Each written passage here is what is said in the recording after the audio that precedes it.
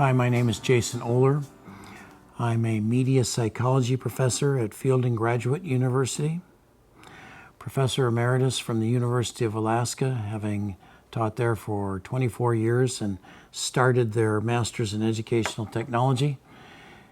And I'm going to talk to you about how I would reinvent education. I'm going to pretend for the moment that I've been made king of education. And as king, I get to reinvent education however I think it needs to happen for the 21st century. Here's what I'd do. Number one, we would adopt critical thinking.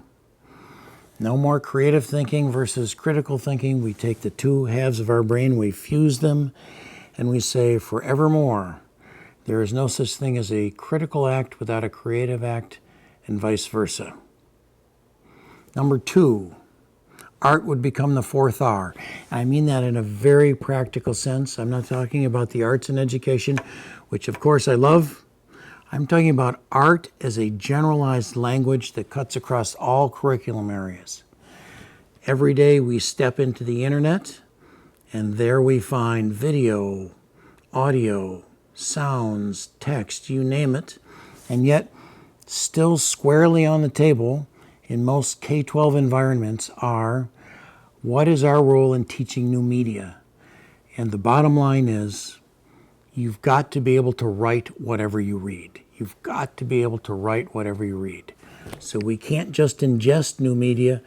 We need to help our students create it, and create it in a way that's research-based and articulate and professional.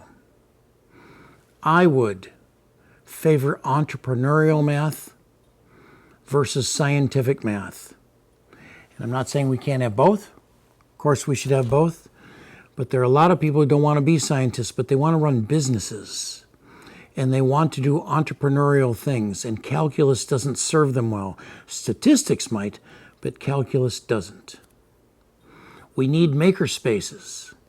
That is, places where students can go and just make stuff. We need to have generalized literacy, focused fluency. And that fluency is driven by your passion and your interest, whatever it is. I'm afraid most of our students leave K-12 generalists, and when they really should leave with some kind of passion under development.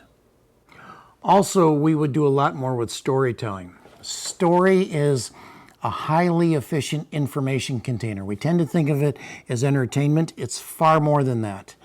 In an age of information overload, we have reached into antiquity and pulled up the story to help us integrate all that information that's coming at us.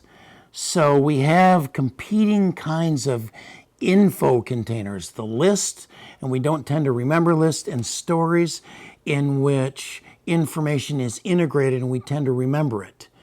So we need to bring story into education as a means of learning and also as a means of personal branding.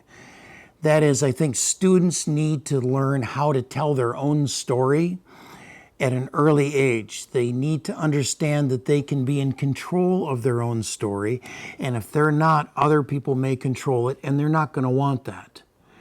So if you're going to live within your own story, the question becomes, what's your story? And lastly, digital citizenship is the lens through which we view everything. This is the big picture that we want students to have in terms of what it means to live a digital lifestyle. What are its impacts on us environmentally, socially, interpersonally? We don't want them to lose any enthusiasm about being a digital citizen, but at the same time, we want them to take whatever passions they have and put it into a reflective environment. And if I were to reorder education, that's where I'd start.